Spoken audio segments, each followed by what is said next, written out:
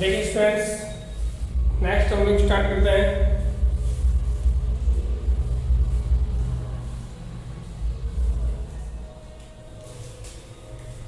नाभिक के आयतन तक की बात हमने कर ली थी, यानी न्यूक्लियस का वॉल्यूम हमने कैलकुलेट कर लिया था। आगे हम लोग बात करेंगे नाभिक का द्रव्यमान। नाभिक का द्रव्यमान किस तरीके से हम लोग कैलकुलेट करें, यानी कि मास ऑफ न्यूक्ली। नेक्स्ट जो हमारा टॉपिक है वो क्या होगा, मास ऑफ न्यूक्ली। ठीक है, और देखिए नाभिक के लिए मैंने बात की थी X, जिसका परमाणु क्रमांक कितना है Z, और कैपिटल A क्या है उसकी द्रव्यमान संख्या यानी कि मास नंबर। कैपिटल A को मैंने कहा था मास नंबर, और जो Z है उसको मैंने नाम दिया था एटॉमिक नंबर। इधर आपको दिखेगा नहीं, एटॉमिक नंबर यानी दिया मैंने उसको। ठीक, ये हो गया आपका एटॉमिक नंबर, और ये है मास नंबर किसका, X न्यूक्लियस का। आपको इसका मास कैलकुलेट करना है, तो किस तरीके से निकालोगे। तो मैंने कहा कि जो भी न्यूक्लियस है, उस न्यूक्लियस के अंदर मेनली प्रोटॉन प्रेजेंट है और कौन है, न्यूट्रॉन प्रेजेंट है। तो जितने भी प्रोटॉन है उन सबका मास कैलकुलेट कर लो, और जितने भी न्यूट्रॉन है उन सबका मास कैलकुलेट कर लो। तो जब जाके हमारे को क्या निकल जाएगा, टोटल मास ऑफ न्यूक्ली। तो एक प्रोटॉन का जो मास है उसको मैंने कंसीडर कर लिया क्या, mp। एक प्रोटॉन के मास को कंसीडर किया mp, और एक न्यूट्रॉन के मास को कंसीडर किया mn। तो टोटल आपके पास कितने प्रोटॉन है, कितने न्यूट्रॉन है। तो मैंने पिछली क्लास में बात की कि जो Z है यही प्रोटॉन का नंबर होता है। अब मैंने बात की कि जो मास नंबर है उसमें से, और अगर आप एटॉमिक नंबर को माइनस कर देते हो तो ये आपको मिल जाएगा क्या, न्यूट्रॉन का नंबर मिल जाएगा। बिल्कुल ये आपको क्लियर है कि न्यूट्रॉन का नंबर कितना होता है, प्रोटॉन का नंबर किसके बराबर होता है, बिल्कुल क्लियर है। अब हमें मास कैलकुलेट करना है टोटल, तो मास को मैंने किससे डिनोट कर लिया, m से। मैंने कहा एक प्रोटॉन का मास कितना है, बोला mp। अच्छा, मास प्रोटॉन कितने हैं टोटल, बोला Z। तो सारे प्रोटॉन्स का मास कितना होगा, बोला Zmp होगा। एक प्रोटॉन के मास को प्रोटॉन के नंबर से मल्टीप्लाई कर दिया, तो ये क्या हो गया हमारे को, मास ऑफ प्रोटॉन आ गया टोटल। ठीक है, अब मास ऑफ न्यूट्रॉन चाहिए, तो न्यूट्रॉन, एक न्यूट्रॉन का मास कितना है, बोला Mn, और न्यूट्रॉन है कितने, a माइनस Z। ये बेटा a माइनस Z न्यूट्रॉन का नंबर हो गया। इनको प्लस कर दिया, यानी प्रोटॉन के मास को न्यूट्रॉन के मास के साथ प्लस कर दिया, टोटल आपके पास मास किसका आ जाएगा, न्यूक्लियस का मास आ जाएगा। बोलो परेशानी बिल्कुल नहीं होनी चाहिए। लेकिन जब हम लोग बात करते हैं केजी के अंदर, किलोग्राम के अंदर, तो अप्रोक्सीमेटली जो प्रोटॉन का मास है वो न्यूट्रॉन के मास के इक्वल होता है। किलोग्राम के अंदर 1.67 into 10⁻⁻⁻27 kg। जब इसकी मैं बात करूंगा तो ये अप्रोक्सीमेटली क्या होता है, equal, not equal, approximately equal होता है। एक्चुअलिटी में ये होता है, एक्चुअल में जो न्यूट्रॉन है, वास्तविक में क्या होता है कि जो न्यूट्रॉन है उसका मास ज्यादा होता है इन कंपेयर टू प्रोटॉन। ठीक है, न्यूट्रॉन का मास ज्यादा होता है किसके कंपेयर में, प्रोटॉन के कंपेयर में। लेकिन मैं केजी में बात कर रहा हूं, तो अप्रोक्सीमेटली हम दोनों क्या ले सकते हैं, इक्वल। यानी कि मैं mn की जगह क्या पुट कर सकता हूं, mp। तो यहां वैल्यू पुट की मैंने मास के अंदर। तो नेक्स्ट देखिए क्या बनेगा, capital M equals to Zmp आपके पास as it is, plus a minus Z as it is, और mn की जगह मैंने किसको रिप्लेस कर दिया, mp से, यानी mn को रिप्लेस कर दिया किससे, mp से। तो यहां से कैपिटल M इक्वल्स टू क्या मिलेगा आपको, sir Zmp plus amp minus Zmp। मैंने mp को इनसाइड मल्टीप्लाई किया, इस mp को a से और z से मल्टीप्लाई कर दिया, तो Zmp से Zmp का क्या हो गया विनाश, क्योंकि ये प्लस का है और ये माइनस का है। तो यहां से कैपिटल M इक्वल्स टू क्या मिलेगा, यहां दिख रहा है आपको capital M equals to capital A mp। Last step पे देखना, तो इस तरीके से हमने निकाला कि mass of nucleus capital M equals to क्या मिला, और कैपिटल A उसका जो मास नंबर है उसको आप मल्टीप्लाई कर दीजिए एक प्रोटॉन के मास से, तो आपको न्यूक्लियस का मास मिल जाएगा। बोलो बात समझ में आई कि अगर आपको एक न्यूक्लियस का मास चाहिए तो न्यूक्लियस के मास के लिए आप प्रोटॉन के मास को उस न्यूक्लियस के मास नंबर से मल्टीप्लाई कर दीजिए। अब प्रोटॉन का मास मैंने आपको बता ही दिया, कैपिटल M इक्वल्स टू देखिए कैपिटल A mp। प्रोटॉन का मास मैंने आपको क्या बताया, प्रोटॉन का मास होता है 1.67 into 10⁻⁻⁻27 kg। तो ये मैंने यहाँ पर मल्टीप्लाई कर दिया 1.67 into 10⁻⁻⁻27 kg। तो ये आपका मास ऑफ न्यूक्लियस आ गया। बोलो परेशानी। अगर आपको सोडियम का जो न्यूक्लियस है उसका अगर आपको कैलकुलेट करना है मास ऑफ न्यूक्लियस ऑफ सोडियम, यानी कि सोडियम के नाभिक का द्रव्यमान निकालना है, तो कैपिटल ए की वैल्यू कितनी है उसकी 23, तो यहाँ कैपिटल ए की वैल्यू दो। अगर आपको एल्यूमिनियम का कैलकुलेट करना है तो यहाँ पे कितना होता है, एल्यूमिनियम का 27 होगा, यहाँ पे 30 होगा, तो 27 को यहाँ पे पुट कर दो। इस तरीके से आप किसी भी न्यूक्लियस का मास कैलकुलेट कर पाएंगे, नहीं कर पाएंगे? बिल्कुल 100% कर सकते हैं। चलिए आगे इसको अगर हम लोग और एक्सटेंड करें तो ये जो होता है आपका प्रोटॉन का मास जो होता है, आपको बताया मैंने 1.67 into 10⁻⁻⁻27 होता है, बिल्कुल बताया इन किलोग्राम। लेकिन इसका एक और मात्रक होता है, वो होता है AMU। AMU means atomic mass unit. AMU means क्या है, एटॉमिक, पढ़ते हैं आप लोग 11th क्लास में केमिस्ट्री में, एटॉमिक मास यूनिट। इसका फुल नेम हो गया, यानी कि परमाणु द्रव्यमान मात्रक। और बहुत जगह इसको यू से भी डिनोट करते हैं, ओनली यू से भी इसको बहुत बार डिनोट किया जाता है। तो यहाँ से आप देखेंगे कि 1 AMU जो है वो किसके बराबर है, mp के बराबर है, यानी कि जो प्रोटॉन का मास होता है वो किसके बराबर होता है, 1 AMU के बराबर। बहुत बार हाफ एग्जाम्स के अंदर या ईयरली एग्जाम्स के अंदर भी ये क्वेश्चन पड़ा होता है कि AMU का वैल्यू क्या है। हाँ, एक्चुअलिटी में रियल एग्जाम्स के अंदर भी, ईयरली एग्जाम्स के अंदर भी ऐसा क्वेश्चन पड़ा कर लिया जाता है कि 1 AMU का वैल्यू क्या होता है, तो एक प्रोटॉन के मास के इक्वल होता है 1.67 into 10⁻⁻⁻27 kg होता है। आप चाहे तो इसको ग्राम में भी कन्वर्ट कर सकते हैं। किलोग्राम को किससे मल्टीप्लाई कर दोगे, 1000 से, या किलोग्राम हटा दोगे, किलोग्राम की जगह 1000 से मल्टीप्लाई कर दोगे तो ग्राम में कन्वर्ट हो जाएगा। बिल्कुल। तो इस फॉर्मूले को मैं आगे और एक्सटेंड करके क्या लिख सकता हूँ, ये लिख दिया मैंने, देखिए इधर साइड में capital M equals to capital A as it is, और ये जो वैल्यू है किलोग्राम में, इस वैल्यू को मैं क्या लिख रहा हूँ 1 AMU, यानी कि इसको मैं क्या लिख दिया 1 AMU। तो ये हो जाएगा मास ऑफ न्यूक्लियस, यानी नाभिक का द्रव्यमान, कैपिटल A AMU। ये तो बहुत ही इजी है, बिल्कुल इजी है। यानी कि सोडियम के नाभिक का अगर आपसे द्रव्यमान पूछा जाए, अगर आपसे मास ऑफ न्यूक्लियस ऑफ सोडियम पूछा जाए तो 23 बताना है, यानी कि जो ये लिखा हुआ 23 बताना है, लेकिन पीछे यूनिट क्या लगाओगे, AMU। यानी कि इसको और क्या लिख सकते हो 23 U भी बहुत बार लिखा जाता है। तो ये है आपका मास ऑफ न्यूक्ली। एल्यूमिनियम का बताना होता है तो क्या बताते हैं सर 27 AMU। तो बेटा ये है आपका मास ऑफ न्यूक्ली। बात समझ में नहीं आएगा, किसी भी आपको नाभिक का द्रव्यमान निकालना है तो इस तरीके से आप कैलकुलेट कर लेंगे। बात क्लियर है तो बताइए, फिर आगे बढ़े। ये आपको समझ में आ गया मास ऑफ न्यूक्ली या नाभिक का द्रव्यमान। इसका स्क्रीनशॉट ले लीजिए आप, ये आपसे सॉल्व हो जाएगा। आगे हम लोग बात करेंगे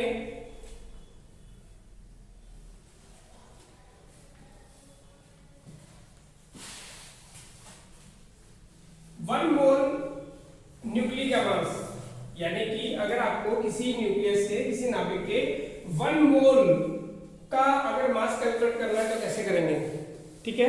देखिए, calculate the mass of 1 mole nuclei. 1 mole nuclei का मास आप कैसे कैलकुलेट करोगे, 1 मोल नाभिकों का, ठीक है। सपोज दैट x एक न्यूक्ली है जिसका एटॉमिक नंबर Z है और मास नंबर कैपिटल A है। बिल्कुल मैं जान चुका हूं कि इसके अंदर प्रोटॉन का नंबर कितना है, बोले Z है, न्यूट्रॉन का नंबर कितना है, बोले A - Z है। मास में कैलकुलेट कर चुका हूं, एक न्यूक्लियस का मास कितना है, मतलब मास of 1 nuclei, mass of 1 nuclei, एक नाभिक का द्रव्यमान कितना है, तो उसके ऊपर जो कैपिटल A लिखा हुआ है, कैपिटल A लिखा हुआ है वही इसका मास है, बस उसके पीछे यूनिट क्या लग जाएगा, AMU लग जाएगा। ओके, हमें किसका कैलकुलेट करना है, 1 मोल का। किसका कैलकुलेट करना है, 1 मोल का। तो कैसे करेंगे, तो 1 मोल में नंबर कितने होते हैं न्यूक्लियस के, नंबर ऑफ न्यूक्लियन 1 मोल। तो आप लोग सब जानते हो कि 1 मोल में अगर आपसे नंबर ऑफ एटम पूछा जाए, नंबर ऑफ न्यूक्लियस पूछा जाए, नंबर ऑफ पार्टिकल पूछा जाए, तो हम लोग किसको याद करते हैं? आवागाद्रो नंबर को याद करते हैं। आवागाद्रो नंबर क्या होता है? 6.023 into 10⁻23, यानी कि आपको 1 मोल न्यूक्ली का अगर मास कैलकुलेट करना है, इसका मतलब है आपको आवागाद्रो नंबर इतने नाभिकों का या इतने न्यूक्लियो का मास कैलकुलेट करना है। चलो करते हैं। तो mass of 1 mole means Avogadro number के इक्वल न्यूक्लियस का मास। ठीक है, तो उसके लिए क्या करेंगे आप? तो उसके लिए कैपिटल ए को एक न्यूक्लियस के मास को एक नाभिक के द्रव्यमान को मल्टीप्लाई कर देंगे किससे? कि एक मोल में कितने नाभिक हैं, कितने न्यूक्लियस हैं, उनके नंबर से। आया नहीं आया? बिल्कुल आ गया। तो मैं इसको कैपिटल एम और 1 मोल से डिनोट कर लेता हूं इस तरीके से। मास मोल 1 मोल न्यूक्लियस का मास इस तरीके से। तो capital A as it is. Avogadro number क्या होता है? अच्छा, पीछे क्या लगा हुआ है? एएमयू। यूनिट क्या है? एएमयू। आवागाद्रो नंबर होता है 6.023 into 10⁻23। बहुत अच्छी बात है। यूनिट लगा हुआ है आपके पास एएमयू। आप इसे कन्वर्ट करना चाहते हैं किलोग्राम में, कैपिटल ए इंटू 6.023 into 10⁻23, और आपने एएमयू को लिख दिया क्या? जैसे मैंने अभी लास्ट अभी लिखा ही था, 1 एएमयू का वैल्यू क्या होता है? 1.67 into 10⁻27 केजी होता है। तो बहुत अच्छी बात है। तो इसको यहाँ पे लिख दो। यहाँ लिखोगे तो क्या होगा? 1.67 into 10⁻27 केजी। बोलो, परेशानी किसी को? बिल्कुल नहीं होनी चाहिए। अब अगर आप मल्टीप्लाई करोगे 6.023 को 1.67 के साथ में, किसके साथ? तो करके बताइए फटाफट से क्या आंसर आएगा?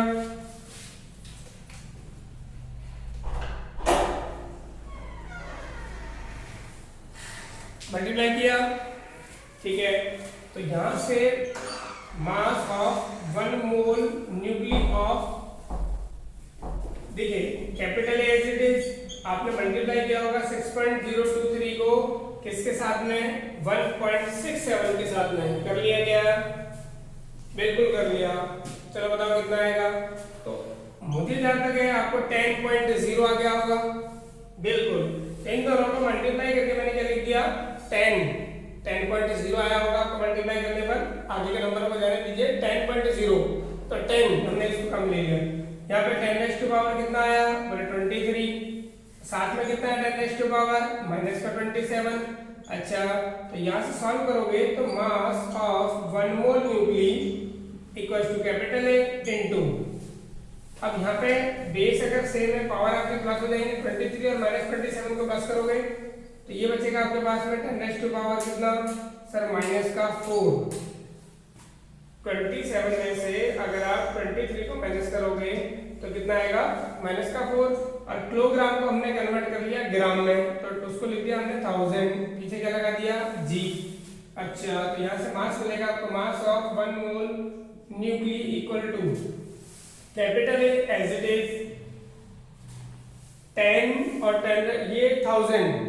देखिए एक 10 और 1000 मल्टीप्लाई होकर क्या हो जाएगा? 10,000।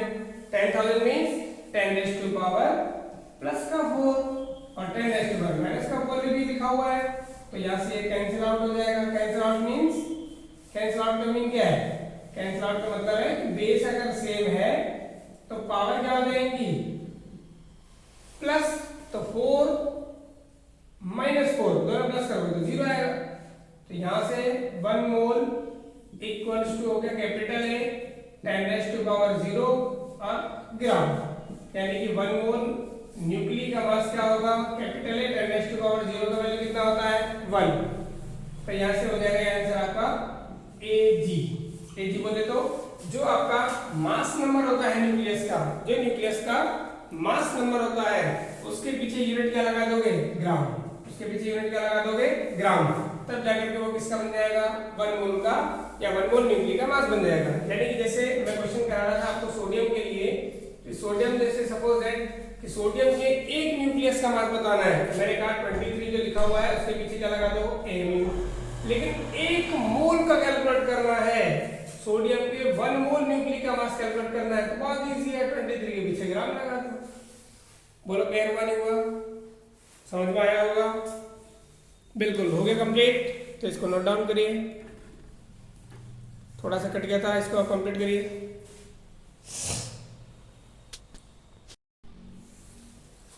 चलिए देखिए विद्यार्थियों, आगे हम लोग बात करते हैं density of nucleus. Density of nuclei, density of nuclei यानी कि नाभिक का घनत्व। नाभिक का क्या निकाल रहे हैं हम लोग? घनत्व निकाल रहे हैं। चलिए बहुत बढ़िया। आप फॉर्मूला जानते हैं कि डेंसिटी इक्वल्स टू होता है, डेंसिटी इक्वल्स टू होता है mass upon volume, mass upon volume. Just पीछे वाले वीडियो के अंदर मैंने आपको वॉल्यूम पढ़ाया हुआ है और इसी वीडियो में मैंने जस्ट पीछे आपको पढ़ाया हुआ है क्या? मास। चलिए डेंसिटी को डिनोट किया मैंने डी से, और इंपॉर्टेंट टॉपिक है एग्जाम्स की दृष्टि से, चाहे कंपटीशन एग्जाम हो चाहे आपका बोर्ड एग्जाम हो। बोर्ड एग्जाम में 2 मार्क्स का पूछा गया है कि prove that density of nuclei is a constant number. सिद्ध कीजिए कि किसी नाभिक का जो घनत्व है वो एक अचर राशि होता है, नियतांक होता है। चलिए करते हैं। मास कैपिटल एम लिख दिया मैंने, अच्छा, और वॉल्यूम को क्या लिख दिया? वी। मास की अगर हम लोग बात करें तो मास को क्या लिखोगे? तो मास मैंने बताया एक न्यूक्लियस का मास बताइए। एक न्यूक्लियस आपको पता है मैं कौन सा लेके चल रहा हूँ? x, जिसका एटॉमिक नंबर z है और मास नंबर कैपिटल A है। तो मास कैलकुलेट करना है एक न्यूक्लियस का, तो मैंने जस्ट अभी सिखाया कि जो न्यूक्लियस होता है उसका जो मास नंबर होता है उसके पीछे अगर आप AMU लगा दोगे तो वही उसका क्या हो जाएगा? मास हो जाएगा।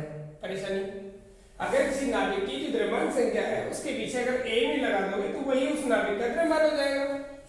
इसमें कौन सी बड़ी बात है? और वॉल्यूम मैंने आपको पिछले वीडियो में बताया था 4/3 पाई आर क्यू, एक फॉर्मूला आपको यूज करना पड़ेगा, ये वॉल्यूम हो जाएगा। लेकिन यहाँ पे जब आप रेडियस किसका रखोगे? न्यूक्लियस का रखेंगे। चलो बहुत अच्छी बात है। इसके बाद ये है कि आपको पता है कि रिलेशन मैंने आपको पढ़ाया पिछले वीडियो में कि रेडियस ऑफ जो न्यूक्ली होता है, नाभिक की जो त्रिज्या होती है वो r0 कैपिटल A की पावर 1/3 के इक्वल होती है। पढ़ाया नहीं पढ़ाया? बिल्कुल पढ़ाया। तो वैल्यू पुट कर दो यहाँ पे। तो वैल्यू जब मैंने यहाँ पे पुट की तो ये मिला मुझे कैपिटल A AMU अपॉन में 4/3 इनटू पाई। अच्छा एक काम करते हैं, 3 को अपन ऊपर लेके चले जाते हैं। तो 3 को अपन ऊपर ले गए, चलो बहुत अच्छा। ये हो जाएगा 4 इनटू पाई इनटू RM। RM की जगह लिख दिया आपने R0। अच्छा क्यूब करना है उसका, तो कर दिया। A की पावर 1/3 ऑलरेडी है, उसकी पावर क्यूब करोगे तो उसका क्यूब 1/3 वाला ये हट जाएगा। चलो ये अपने को मिल गया। D equal to value put करते हैं 3 एज इट इज, ये वाला 3 as it is, capital A as it is.